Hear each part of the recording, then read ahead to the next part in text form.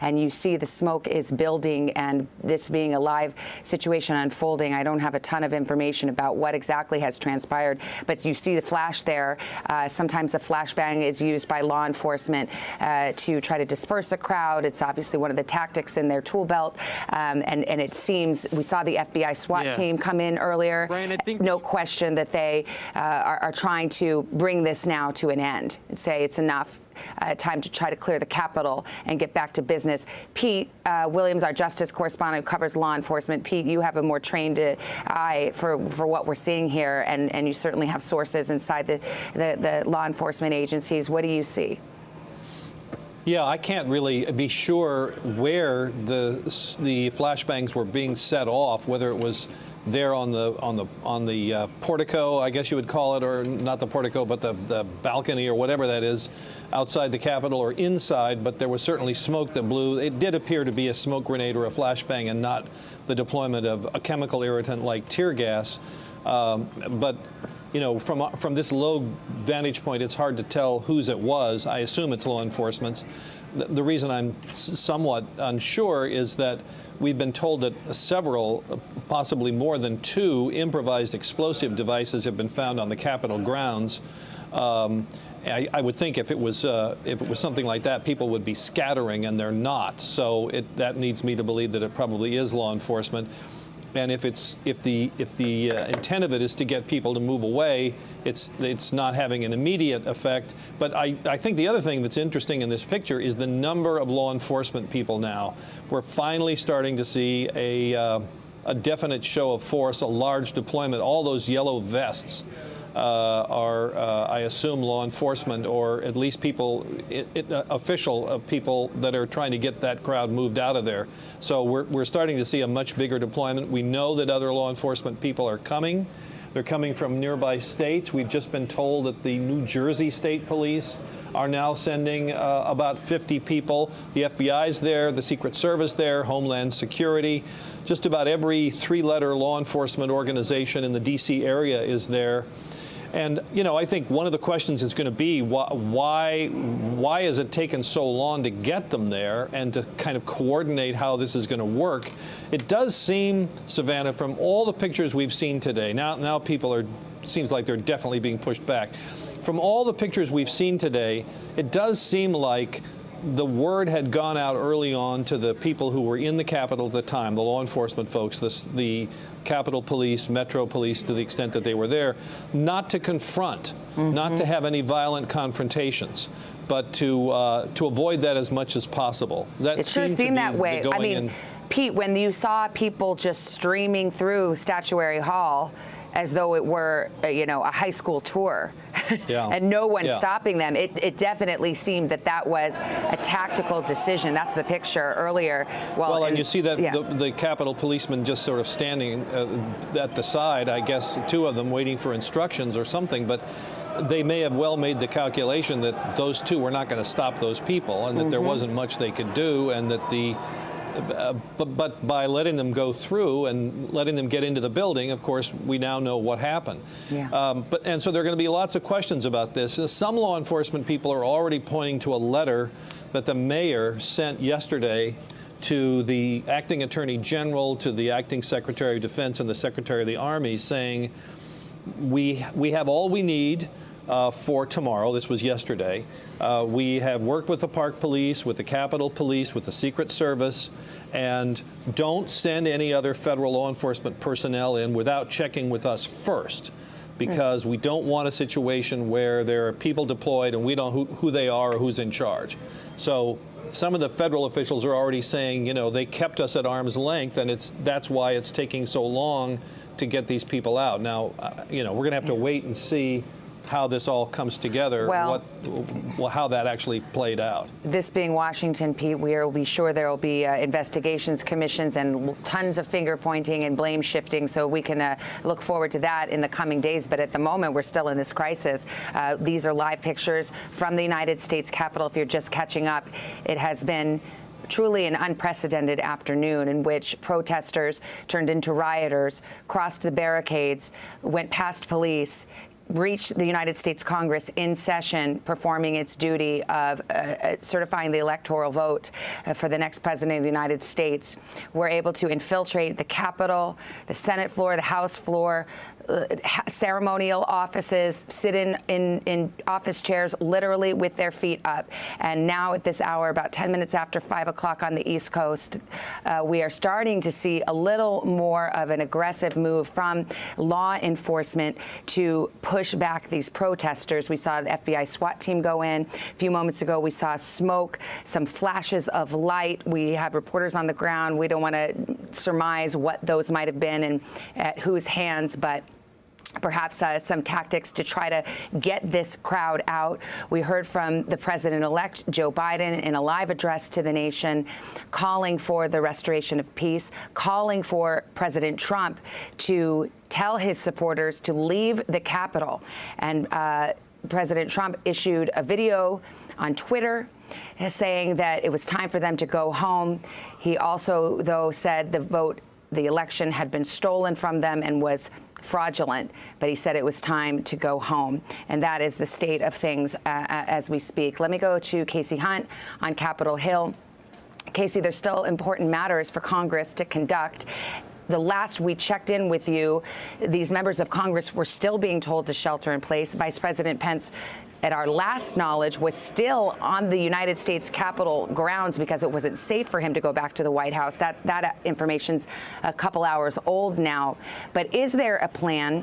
And Pete Williams had reported from a source inside one of those Senate hold rooms, one of that Senate shelter-in-place rooms, that there were senators discussing whether they could just conduct their business from that undisclosed location and just carry on the business of the country anyway with a somewhat defiant attitude. What are you hearing now? Yeah, I've heard similar, Savannah. I've talked to both House and Senate members, or texted with them, I should say, as they've been trying to figure out what to do. And the first step was to wait for this law enforcement presence to show up, which they clearly have, and the process of that is underway. There is a long list of agencies. Pete walked through some of them that are here that we have seen in the hallways. I mean, it is extraordinarily surreal to see FBI SWAT teams running through hallways that are supposed to be secured, that are supposed to be our corridors of power, literally, where they have been overrun by these rioters and are no longer able to actually exercise that power the way our Constitution says that they should be able to. So you're looking at some of it here. I mean, I never thought I would see anything like this coming from what your last guest was just talking about, a threat from the inside, the former Homeland Security Secretary. This wasn't an outside attack. So yes, there are still questions. We know that their members are still huddling in these undisclosed locations and trying to figure out how to proceed. Senators actually have the Electoral College votes with them in this undisclosed location. I'm told that a Senate staffer actually was the one who thought to grab them. And remember, this is a pretty old, arcane process, the counting of the Electoral College votes. And think back to when they would have put this law in place. I mean, Pete Williams called it the oldest, one of the oldest functions of our government. They would have been bringing these certificates from across the country on horseback. They would have been concerned about whether the people charged with getting them to the right place were able to survive their journeys. I know it may sound dramatic, but that was the circumstances that they were dealing with. And it's part of why the law is written to send several copies of these certificates out there. But what it means is that those physical items are imbued with very important characteristics, right? They come here, they open, this is what Congress is supposed to do, they open the envelopes, they read the numbers, they figure out what they say, and they put down the official tally. And yes, we don't necessarily need to do it that way now in the age of the internet, but that's how we do it here in the country. So the physical manifestation of those is very important, and somebody just grabbed them on the way out and took them to this secure location, Savannah. Well, you know, I think that's actually quite poignant, Casey. I mean, it's not just a matter of ceremony, or in some ways it is, but at this really dark moment in our country, it calls into mind our history, and that this democracy, this only, few hundred years old is fragile, as we've heard many of our leaders say today. And that notion of somebody just grabbing those electoral votes, which of course represent the will of the people and the voters who came and exercised their precious right to vote, it actually, I think it really puts things into sharp relief at this extraordinary moment in our country. And Casey, honestly, there are probably folks tuning in here who are just living their lives. We're in the midst of a pandemic. We have an actual crisis going on, a health crisis in our country. And now there's this crisis that did not have to happen. To catch people up who may have not been following this as closely as you do every day, this electoral college vote that was to take place today, there was no suspense about the outcome. The votes are in, they've been certified, the legal challenges have been mounted, they've been rejected, recounts have been requested, the recounts have happened, the audits have happened. All of the legal remedies that could be exercised had been exercised, and this was supposed to be just the final moment where it's almost like a rubber stamp, where the electoral votes are read and certified, and then in 2 weeks we have an inauguration. Bring us up to date on what a core of Republicans were trying to do today and what the ramifications of that are. Savannah, as the morning unfolded, I came into the Capitol as usual, and there were some protesters around, but frankly, protesting is a pretty common thing here in Washington. I've seen a lot of it. It's not usually an issue. It didn't seem abnormal or out of the ordinary, but the process that was about to be undertaken here today was, from the start of the day, historic. We were expecting to see and did see an objection to the counting of the Electoral College votes, and normally this only takes about a half an hour. This is, I believe, the fourth one of these that I've been up here for. It's the first one I even really remember, although I remember seeing the mahogany boxes go by in past election cycles. But of course, President Trump had urged his supporters to question the integrity of the election, to try and fight back. Stop the steal is the phrase that they have been using. And while everything got off to what seemed like a normal start here in the building, the objection was made. The way the process works, all members of Congress were together in a joint session. Once the objection was made, they were to separate to their respective chambers. This is all laid out very carefully in the law. Each chamber was to debate for 2 hours this objection and then take a vote on whether or not these Electoral College votes were properly cast and should be counted. And we know that there were Republicans, many of them prepared to vote that no, those electoral votes should not be counted. However, Mitch McConnell actually opened the debate on the Senate floor by saying that it was time to put this all behind us, that if, in fact, they continued with the objection to the counting of the votes, to certifying President-elect Joe Biden as the president, that our country would end up in a death spiral. That was the phrase that he used. Our democracy would end up in a death spiral. And just moments later, we saw protesters, rioters rushing the Capitol, eventually breaching both the House and Senate floors, now leaving us with lawmakers in hiding, unable to conduct the business of the country, and an uncertain outcome in terms of how law enforcement is going to finally put an end to all of this. Savannah. All right, Casey, thank you. Let's take a pause right here. I'm going to turn coverage over to Chuck Todd, our political director, host of Meet the Press, to carry it on. We'll check back in with you, Chuck, in just a couple of moments. I'll send it to you. All righty. Thank you, Savannah. Let's go now down to Vaughn Hilliard. He's on the west side of the Capitol. Vaughn, paint a picture for us. What are you seeing right now? Tell us what's going on. Hey, Chuck, I think that what we're looking at right now is that we're looking at a 6 p.m. first date. Essentially, session on stop here on the Capitol. Vaughn, it is. Yeah, Vaughn, we hear you. I know you're talking.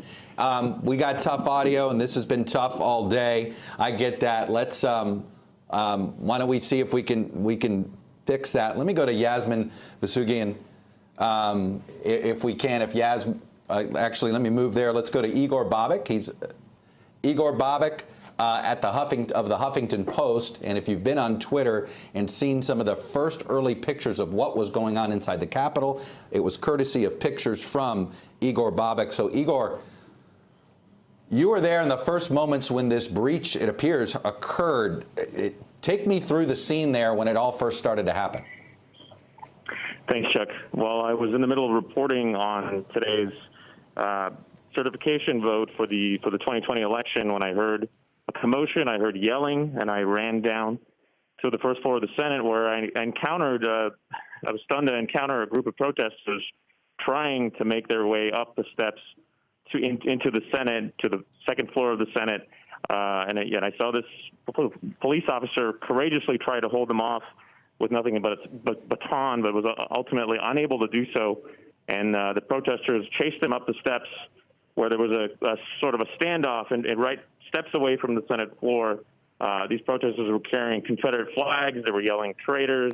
They were saying that they needed to stop this from happening in order to make Trump president. Really just shocking scenes. At one point, a few of them got into the Senate chamber itself and got up to the day where Mike Pence was presiding minutes earlier to take photos and to scream that this was Donald Trump's election. It's really stunning scenes. Igor, I'm seeing you've caught some pictures. There clearly is some Capitol Police that was there at the time. Were they aggressively trying to push them back, or did they feel overwhelmed, or what could you observe at the time? How are the Capitol Police handling what they had? Were they just overwhelmed? I think initially they were overwhelmed and unaware, frankly, some of them, that protesters had gotten into the Capitol. I took this video of this lone police officer trying to hold back this group of 15 to 20 protesters, and finally receive backup, yelling that they've gotten in. When he did receive backup, they tried to de-escalate the situation, tried to talk to them to calm them down, but ultimately they would not leave, and eventually roamed across the Capitol into the rotunda and into the Senate chamber itself. Igor, are you safe? Where are you right now? I am safe, thank you. I'm at a secure location. I'm outside the Capitol. I'm holding here, and we're all trying to see what comes next tonight. Well, Igor Bobak, thanks for sharing your photos with the world, getting us these photos. There's a lot more we need to unpack with this. You stay safe, and of course, thank you for your brave reporting. Let me bring in Hakeem Jeffries. He's a member of the Democratic leadership, Democrat from New York. And Congressman, we got a report that you and Congresswoman Liz Cheney had been sort of reassuring the leadership and reassuring members that this process is going to go forward, that these terrorists are not going to stop, if you will, this process. Do you have an idea of when the Capitol is going to be safe for your return?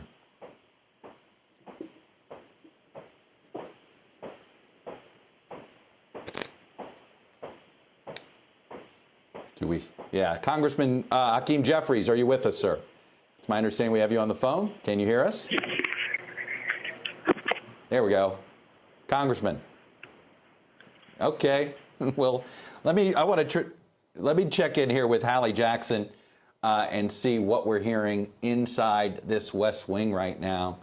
Hallie, is anybody getting through to the president? Well, I think the clearest evidence that at least the president did something, and there will be a lot of discussion of what that something was that taped message that we heard from him just within the last maybe hour or so. Clearly, there had been people coalescing around the president. His allies were very public about this. Even some of his closest Republican allies very publicly on other networks, on Twitter, were saying, you have got to say something. Some of the most forceful comments came from the president's former communications director, a senior official inside the White House, inside the West Wing. Her name is Alyssa Farah. Chuck, her name might be familiar to Beltway insiders. She used to work for Mark Meadows, who then became the chief of staff. And she issued this sort of impassioned plea saying to MAGA country, I am one of you, and this is not okay. This has to stop. You have to go home. The president has to speak up about this. We obviously heard that statement from him that, said, sure, go home, but in the next breath said, we love you. You're special. I understand you're hurt. This election was stolen. It, of course, was not stolen. This is a crisis point for President Trump.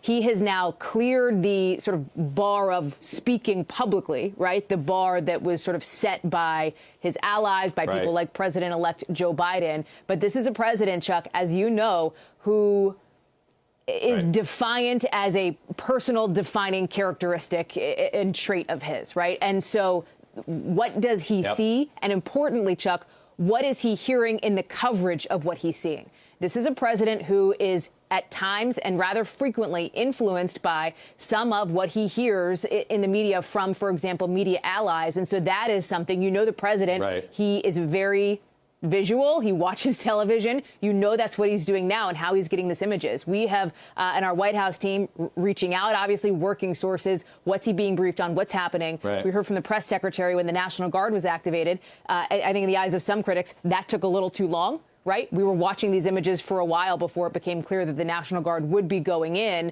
But now it seems like there is a little bit more action. There's a little bit more movement. But I have to tell you, it's getting dark in D.C. This is a point where law enforcement has to get a handle on what's happening here. And then there's a question of what the actual process is, Chuck. The whole process we were talking about, the Electoral College count, moving forward. How does that unfold? I've talked to another source on the Republican side whose hope was that some of these Republican senators specifically who had objections would perhaps think twice before doing that and before pursuing that, given what we've seen unfold. I would think that at least Mitch McConnell is going to attempt to have that conversation with Mr. Hawley and probably Mr. Cruz, among others. I think we have Vaughn Hilliard's connection now better for us. And Vaughn, Hallie just brought up an important point. The sun is setting. The sun essentially has set in Washington, D.C. Vaughn, what do you see out there? And do you feel the law enforcement presence yet? Chuck, I think you just heard part of the law enforcement presence. There hasn't been a serious effort except for the last 15 minutes here. We are just a half hour away from the curfew here in Washington, D.C., and you can see some of the lights flashing up towards the Capitol. It was just about 15 minutes ago, Chuck, that the first tear gas was dispensed. You've seen flashbang grenades. Over the course of these last hours, what you saw were thousands of individuals as this insurrection took place here at the United States Capitol watching. You can see over to my left, our great photographer, Paul Rigney, is behind the camera here. And this is what you have seen here over the course of the last 15 minutes. It's a systematic push to push people away here from the scene. You saw Capitol Police work their way down and pick individuals up one at a time physically from their seats up on what is the inaugural platform. That platform is typically not there. It's just been constructed in the last weeks. That is where members of Congress, former presidents, members of the president's family sit during the swearing in of the president of the United States. This is where Joe Biden should be sworn in just 2 weeks from now.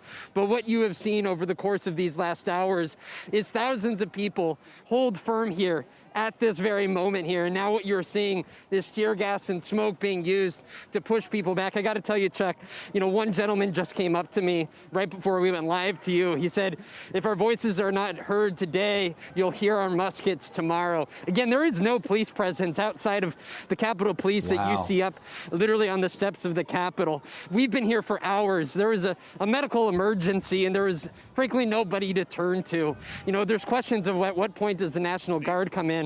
But literally the shot that you are seeing up on the United States Capitol is the extent of the police presence here at the heart of the United States. And it's been quite a sight to see. Again, we're just a half hour away. Though, so you have not seen... You're from that curfew Vaughn, here, and you're seeing that first effort here from the police.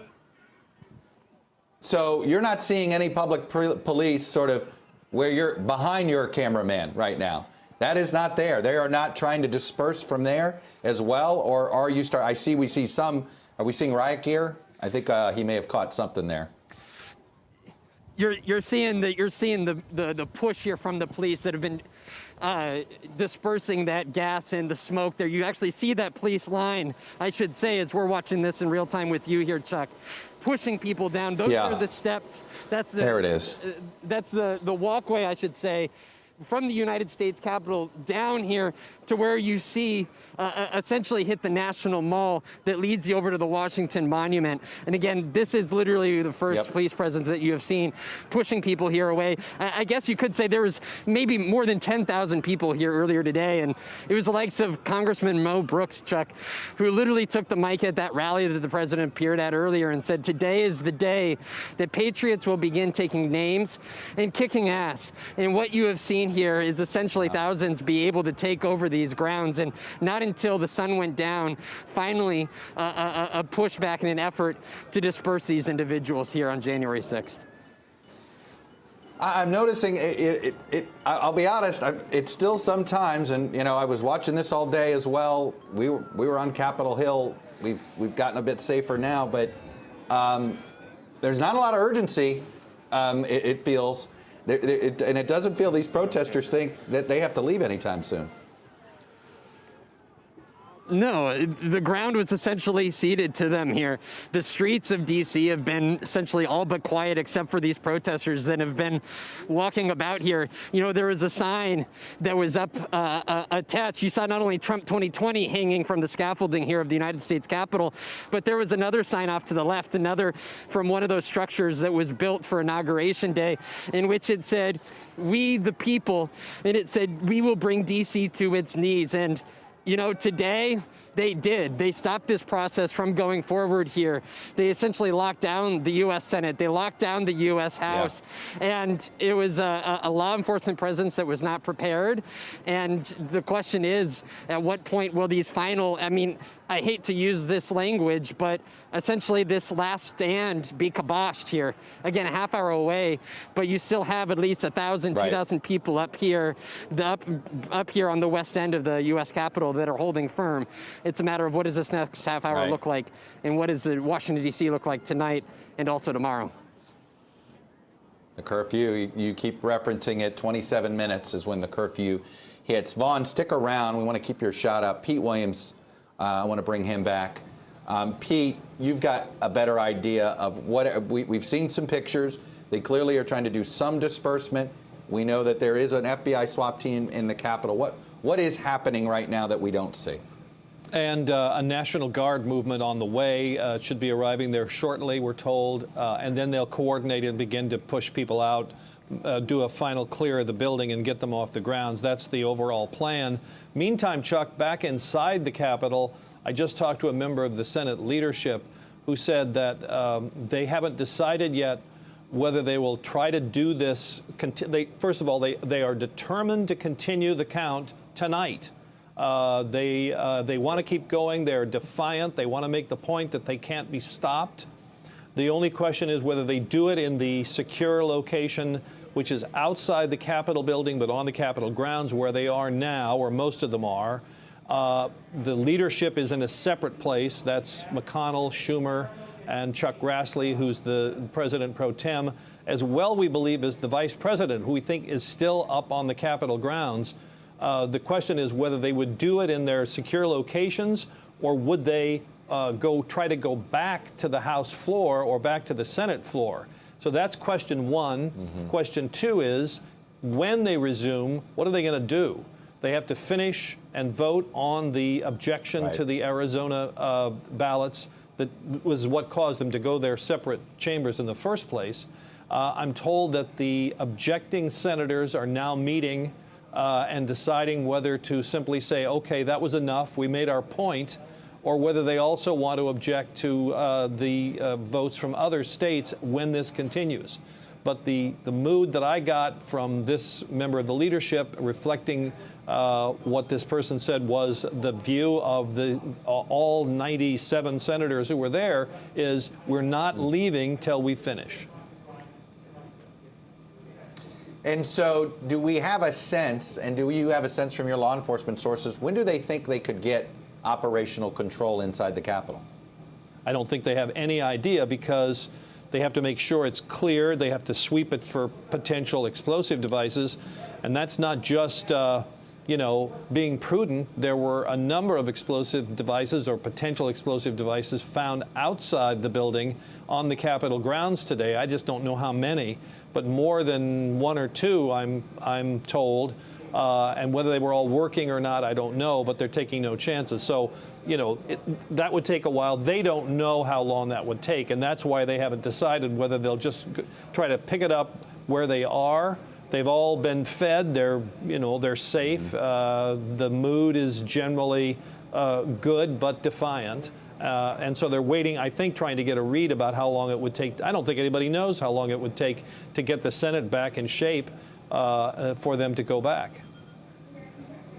Right. And have they thought about, you said that they were thinking about they might do it in their secure location.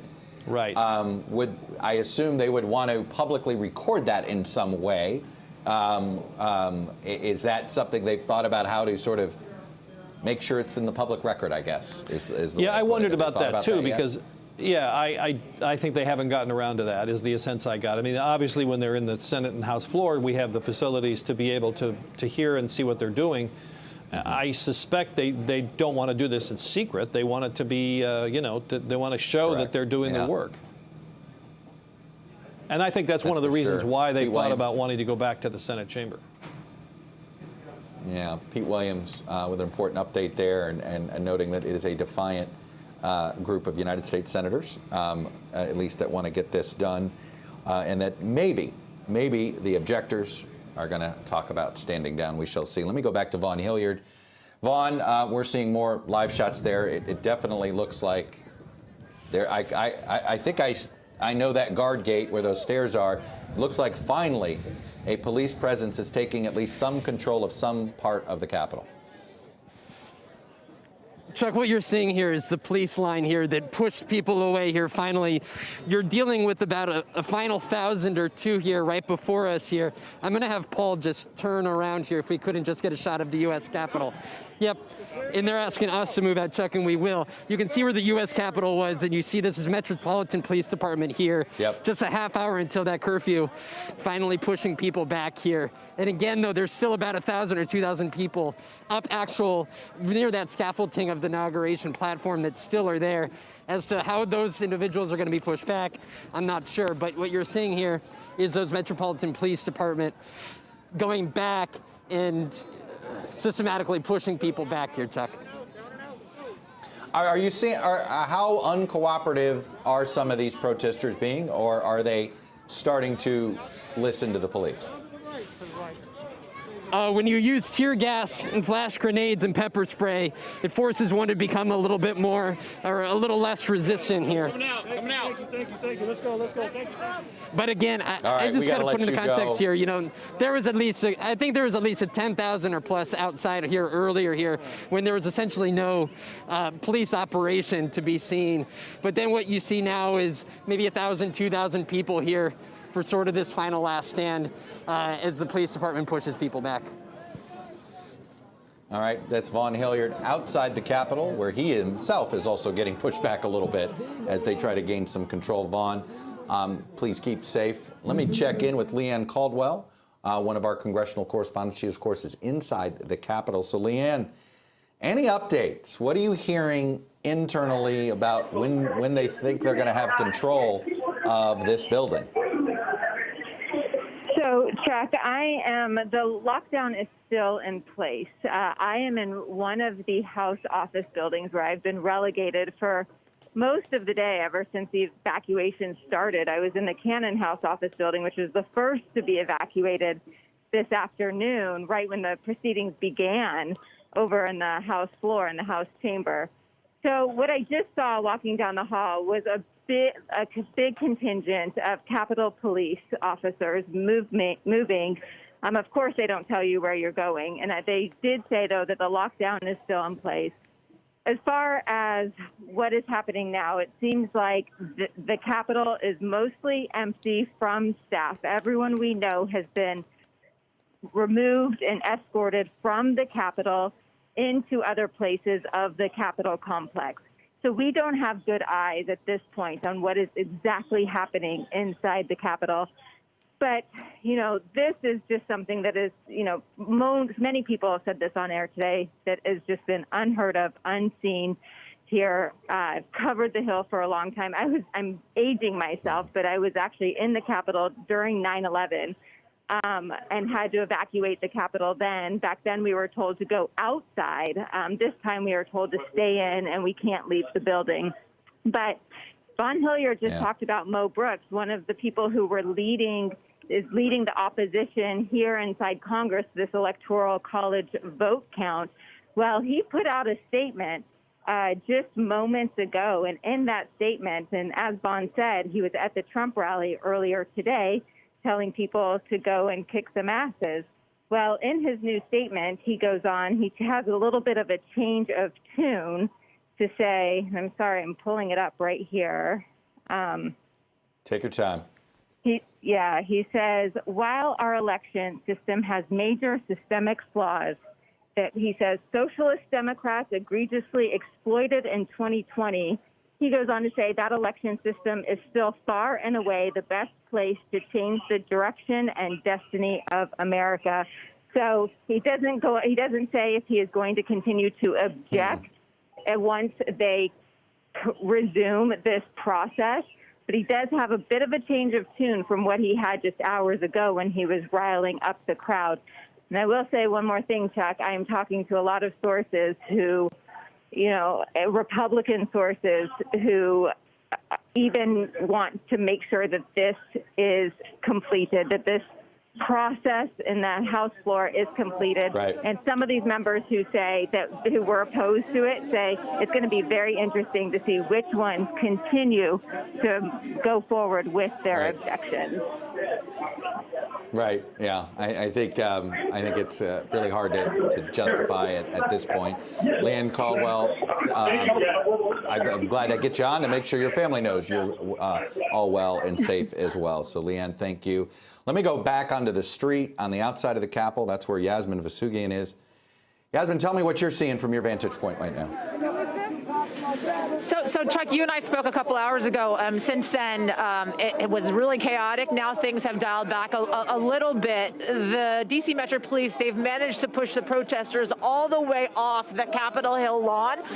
So just a couple of hours ago, as we were broadcasting, right, there were thousands of folks. I mean, you could see them up on the Capitol Hill steps. They were trying to breach the Capitol. They got inside the Capitol, as we well know. But then we saw those flashbangs. We saw the tear gas being dispersed, and they were trying to push those protesters, those rioters, off of the Capitol Hill steps. We were there to see it all. We saw these major flashbangs coming out of the Capitol building, and then the police and the Capitol Police, along with the D.C. Metro Police, they began to push the rioters and the protesters back off of the Capitol Hill steps gradually. And this is kind of formulaic for them. This is something they do. This is something that we've seen throughout the summer with all the protests that happened with Black Lives Matter movement across the country as well, in which they form these police signs. And I'm going to step away and let Miguel shoot it for you. They form these police signs lines that you see behind me of D.C. Metro Police, and they gradually push the protesters and the rioters back to retreat from the Capitol Hill building. And that's what they've been doing for the last hour or so as we creep closer and closer. I don't know what time it is right now. It's around, we're hovering around 6 p.m., which is when there's going to be the curfew in place for the D.C. area, as the mayor said a little bit earlier. But gradually, with this police line behind me, they've been pushing the protesters and rioters back for the last hour or so,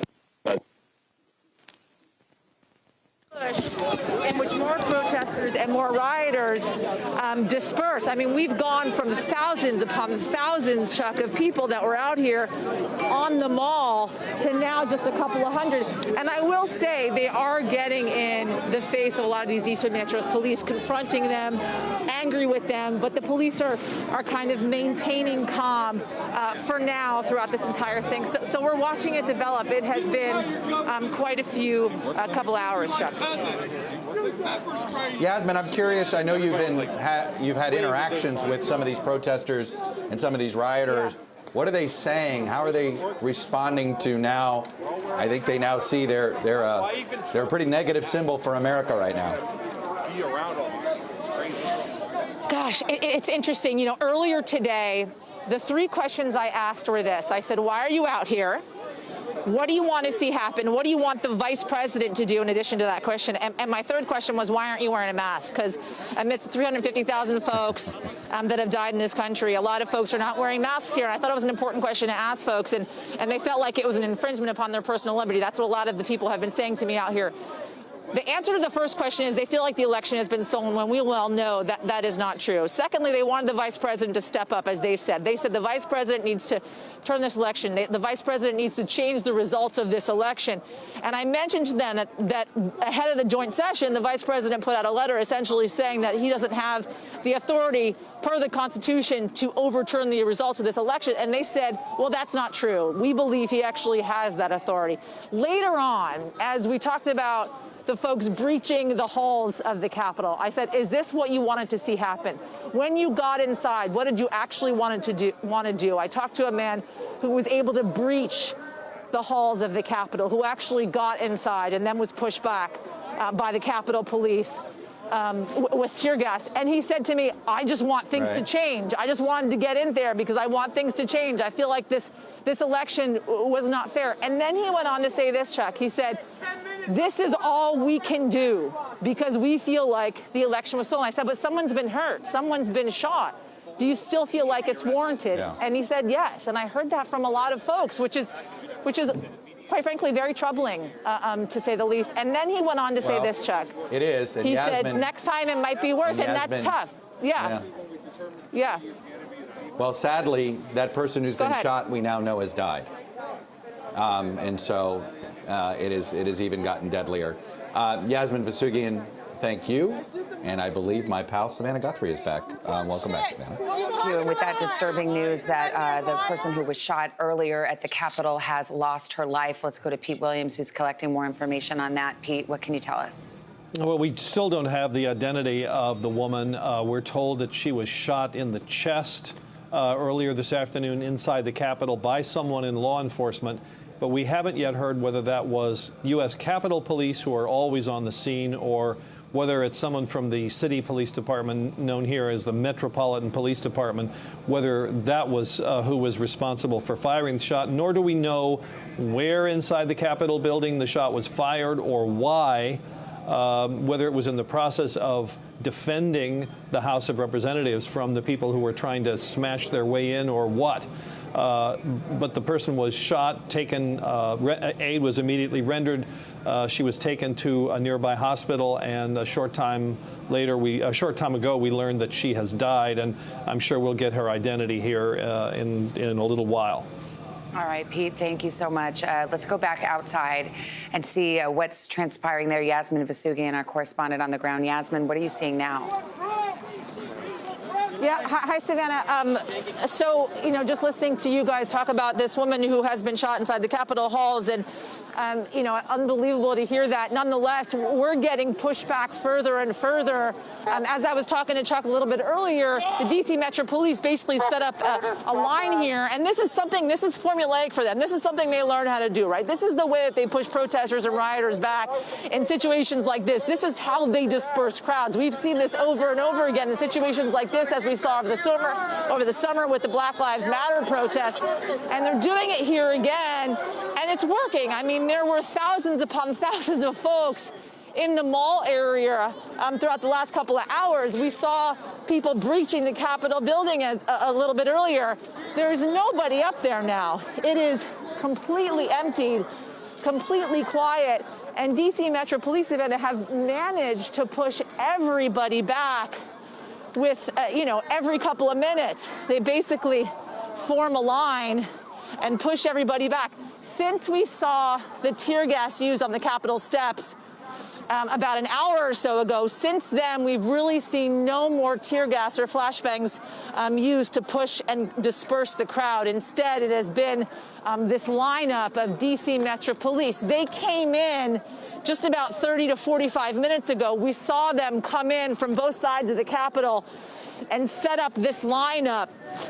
And with that, the rioters and the protesters did begin to disperse. So it seems as if so far, because we're just minutes away from this curfew coming into place, that so far the residents of Washington and, of course, the protesters and rioters are heeding these calls for this curfew, because so many people, it seems like, have gone for now, right? But so many of the folks that I've been speaking throughout the day have said to me, essentially, this is not the end. And they want to see change happen. So it's really just a matter of waiting and seeing, Savannah, what's coming next. Indeed. Yasmin, thank you. Be safe out there. We're about 9 minutes away from the official start of the curfew in Washington, D.C., this extraordinary measure that the mayor there has had to put into place because of the riots that we saw today at the United States Capitol. Let's go to Casey Hunt. Casey, I understand there's been an announcement of some sort at the Capitol. That's right, Savannah. We heard over the loudspeaker something of a buzzing siren type noise, and then you could hear a loud announcement that informed everyone here of the curfew, saying that the curfew is in effect at 1800 hours. That's, of course, 6 p.m. Eastern Time. All individuals must leave the U.S. Capitol complex or be subject to arrest. So we are, as we have said all day long, in the Senate office building, the Russell Senate office building, which is across the street from the U.S. Capitol. So we heard it here in Russell. Now, I'm not sure exactly how it would have been communicated to crowds outside the Capitol. Our reporters there obviously would have been the ones to hear that. But if we heard it here, that would indicate it was also broadcast throughout the Capitol system. There is an alert system that's built in here. We hear them from time to time for drills, or if there are, on occasion, there are suspicious packages that prompt an evacuation of an office building or something along those lines. But of course, this is the message that's being delivered here about 5:50 or so p.m. to everyone that's at the Capitol, that the curfew is in effect and that if they don't leave, they will be subject to arrest. So as we've been reporting, a number of different law enforcement agencies on site here, this announcement suggests to me they may be stepping up arrests as they start to try and get a handle on this situation. And Savannah, I also want to circle back to something that we've been talking about throughout the afternoon, and that is this determination to get the business of our government back underway. And I would say at this hour, I'm still texting back and forth with a number of members, both of the House and the Senate, as they try to figure out what those plans are. And I do think that we should expect that determination not to falter. I think the plans are still in the works, and I think that everyone seems to be in agreement in both houses and on both sides of the aisle that it's very clear that a message be sent to it's very clear to them that it's important that a message be sent to Americans that the government will continue to function even in the face of this. So stay tuned for more developments on that front, Savannah. All right, Casey, thank you so much. Let's turn to Kristen Welker, our White House correspondent. Kristen, we saw the president's taped message a few moments ago. What are you hearing at the White House? Well, Savannah, a number of White House officials, a number of former White House officials and allies to President Trump are pressuring him to, frankly, go further than he did in that taped statement that was released a short time ago, in which he reiterated those false claims of voter fraud, but did call for peace, urged his supporters not to resort to violence. But I can tell you that there is a push right now to get the president to come out and speak and to say something forceful, to make a strong statement, to essentially say, stand down. And it comes as we are hearing from some of his former officials on Twitter, Alyssa Farah, one of them, who essentially says, I am one of you to the MAGA world, as she puts it. She says, before I worked for the president, I worked for Mark Meadows, Jim Jordan, and she goes on to say, I need you to hear me. The election was not stolen. We lost. Strong statements also from Mick Mulvaney, the former chief of staff here, as well as Kellyanne Conway, one of the former top advisors to President Trump, who are essentially urging the president to come out and to make a strong statement and urging the people who stormed the Capitol to stand down. So that is the scene here. I was just speaking to a number of top officials. I can tell you they are watching these developments unfold. President Trump himself watching these developments unfold, Savannah, and it's not clear that he has any plans or any intentions to come out and speak this evening. But I can tell you that there is a somber mood here at the White House, and frankly, a number of officials have a stricken look on their face as they watch all of this unfold, of course, coming just hours after President Trump addressed a crowd of thousands and essentially reiterated those false claims of fraud, tried to pressure his own Vice President, Mike Pence, to take actions that he cannot take under the law to block the election results from being counted and from announcing the winner as Joe Biden. And there is a sense that in that speech, the president was riling up his supporters, and now this is what has come from a day and weeks of a lot of energy toward trying to relitigate this election. So, Savannah, I can just tell you the pressure is mounting here on President Trump to do more. Yeah, I mean, it's pretty extraordinary to hear from former officials who were diehards, who worked for the president until those last moments, to say it's enough, it's over. What about Vice President Pence? Of course, he was over there at the Capitol presiding over the Senate at this time, and the last best information we had was that he was still there, that it was not safe for him to even go that short distance back to the White House. Have you heard anything about his whereabouts? Any update? That is the latest that we know, Savannah, that, of course, he, as well as the members of Congress, the senators there, were, of course, evacuated to safer grounds at the Capitol, but that it wasn't safe for them to leave. And I would just underscore a point that Casey has made, which is that there is a determination to try to see these proceedings through to the end once it is safe to go back and try to do the business of the government to count the Electoral College votes to declare the winner of the presidential election. And so it is our understanding that that is where he continues to huddle. But it's quite remarkable what we witnessed from the vice president today, Savannah. Once these proceedings got underway, we saw the vice president, one of the president's staunchest allies, break with him really for the first time publicly, and to say that he does not believe that the Constitution gives him the authority to in any way try to block the vote count. And so breaking with the president in that very public way and making it clear to the president, making it clear to the American people that that's how he viewed his role, and that is how he plan to proceed and will proceed once these proceedings get underway. And so a really stark, dramatic development there. And it's also worth noting that the Senate's top Republican, Mitch McConnell, also broke with President Trump today and said flatly that there just was not the type of massive, widespread fraud that the president is trying to suggest that there was, and that essentially the country's democracy will head toward a death spiral if elections are litigated and relitigated in this type of manner, Savannah. All right, Kristen, stand by. Thank you so much. I want to go to Pete Williams. Pete, we are starting to see some more aggressive action on the part of law enforcement to kind of disperse the crowd. We've seen the crowd diminish. What have you learned about the decision-making that's gone on in terms of how to respond to this afternoon? Sure. Well, let me come back to that, if I may, and answer the question about the vice president first. The initial thought was, when this all happened, let's get the vice president out of here. The Secret Service, as I understand it, concluded that there really was no safe way to get him out of the building and away, so he remained there. Now he's staying there because the Senate wants to continue. At least the senators in the House want to keep going tonight, and he has to preside. He is required by the Constitution to preside. So I think the reason he's still there is that at first they didn't know what they were going to do but couldn't get him out of there. Now they want to continue with the count, so he has to stay there to preside over it. So that's the answer to that question. Now, we've gotten a lot of people that have asked us, Savannah, and I'm sure many of our viewers have wondered the same thing, why aren't the police making arrests? These people went into the Capitol, they violated a number of different federal laws, they damaged property, they trespassed, they disrupted, they did all kinds of things. Why aren't we seeing more arrests? Now, we don't have a definitive answer to the question of whether there was a strategy or a decision made by the Capitol Police or Metro Police, who were initially on the scene, simply not to do that because they felt they were outmanned. I suspect that's it, that they just felt that their main goal was to try to preserve whatever the safety of the members first.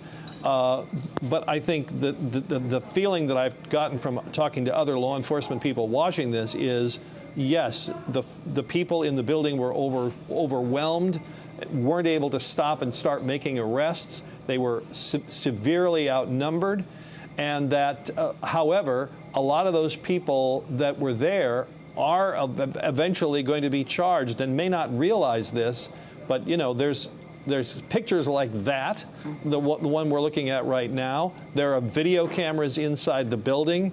There are all these pictures that law enforcement will be going over now and trying to identify these people and run them down and arrest them and charge them with a number of different offenses. So I think it looks odd to think that these people are simply being escorted off the grounds. And I've had law enforcement people say, I can't believe what I'm seeing, that they're not being arrested. But what we're told is charges ultimately will be filed on a lot of these people. Now, clearly, it would be a lot better if they could just arrest them on the spot. But I think the feeling was the law enforcement initially was simply outnumbered. Well, and that I think is the real point. What's really disturbing is that they weren't able to be stopped and thwarted. The chief of police in D.C. said that some of the protesters did use violence against police, but as we've observed as the afternoon has worn on, it is not exactly a surprise that this protest was going on, that there had been talk of this kind of activity. And so, there will be a lot of questions in the coming days about why there wasn't a better response. That's for another day. We're still in a crisis right here.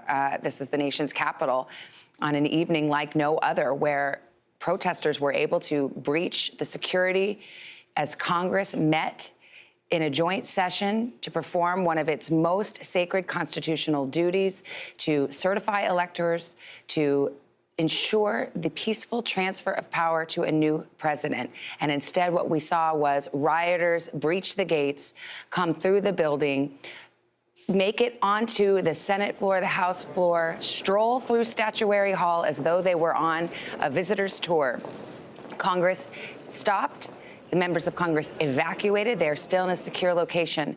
So as we hit 6 o'clock on the East Coast, there is a curfew going into effect on the streets of Washington, D.C., as law enforcement tries to catch up and get this situation under control. We've heard from the president-elect and we've heard from President Trump. And we now turn to Leon Panetta, who, of course, is the former defense secretary under the Obama administration, a former White House chief of staff going back to the Clinton administration, and a former congressman who knows that building well. Secretary Panetta, I guess just before we get into the security measures, I just want your gut, how you feel at this hour, seeing the images that we've all been watching. Savannah, the scenes that I've seen today are the most disturbing events that I've seen in my entire public life. I never expected to see rioters take over the Capitol of the United States, stop our democracy from functioning, and basically undermine the very form of government that depends on both order and freedom. And to see that happen is something I thought I would never see in my lifetime. And the business of the Congress must go on. We're told from our reporting from inside the room that senators and members of Congress are very focused, almost defiant in their feeling that they have an obligation to go on and continue this work, even if it goes late into tonight. What do you know about, without giving away anything, what do you know about the plans that would have been in place for something like this? I mean, I talked about it a little bit with Secretary Napolitano earlier in our coverage, saying, I'm sure you had plans on the shelf for an attack on our Congress. You probably didn't imagine that it would come from inside, from Americans, from our very own people. Well, as you may know, I signed a letter with all 10 of the former living defense secretaries that raised the concern about the possibility that something like this might raise the issue of using the military in order to change the results of an election, and we cautioned against that. But it was clear at the time that there are those that were going to conduct this kind of protest. The president obviously was saying things to incite what we saw today. Everybody knew that, in fact, something like this was very possible. And I'm a little surprised, very frankly, that sufficient steps were not taken to secure the Capitol and to make sure that something like this did not happen. And Secretary Panetta, I'll just bring you up to date because the president tweeted about 7 minutes ago, and this is what he said. These are the things and events that happen when a sacred landslide election victory is so unceremoniously and viciously stripped away from great patriots who have been badly and unfairly treated for so long. Go home with love and in peace. Remember this day forever. How does that statement strike you? It strikes me as not only irresponsible, but undermining the very role that he should be playing as President of the United States, which is to make very clear that this kind of behavior is unacceptable, that it violates every principle of law and order that he said he stands for, and further undermines the very democracy that he has sworn to uphold as President of the United States. What he's saying is not helpful to the law enforcement people that are there now, trying to make sure that they clear the Capitol and allow it to get back to the business of our democracy. It only goes to show that ultimately, as he leaves office, he will bear responsibility for what we saw today. Secretary Panetta, is this a turning point? I mean, after everything that's transpired and, you know, things that have happened that have never happened before, and life just seems to go on as usual. But this is different. Do you feel that this will be a turning point in which members of Congress, your former colleagues, Republicans and Democrats, stand up and say, enough is enough? Or is this just going to be just another day in the Trump administration? Well, I don't think this can be passed off as just another day. What we saw happen to the Capitol of the United States, and what we saw happen in terms of the interruption of our system of government is a serious event. And I worry that if we don't take steps to come together and govern this country, that the scenes we saw today will inspire others to take advantage of the situation. This is a serious moment in our history, and we ought not to just excuse it as just somehow, some kind of protest. A line was crossed today, and that line represents whether or not our democracy is going to function in the future or whether it's going to be held under siege in the future. And the leadership of this country will determine the answer to that question. And Secretary Panetta, before I let you go, you're the former CIA director, your former Defense Department, the Secretary of Defense. When you think about our adversaries around the world, watching these scenes, what goes through your mind? It's a terrible message that's going out because our adversaries will see what we have seen today and just sense it as another sign of weakness on the part of the United States. And I worry that because of those scenes, that our adversaries will use that to take advantage of the United States. This is not a good moment in terms of the image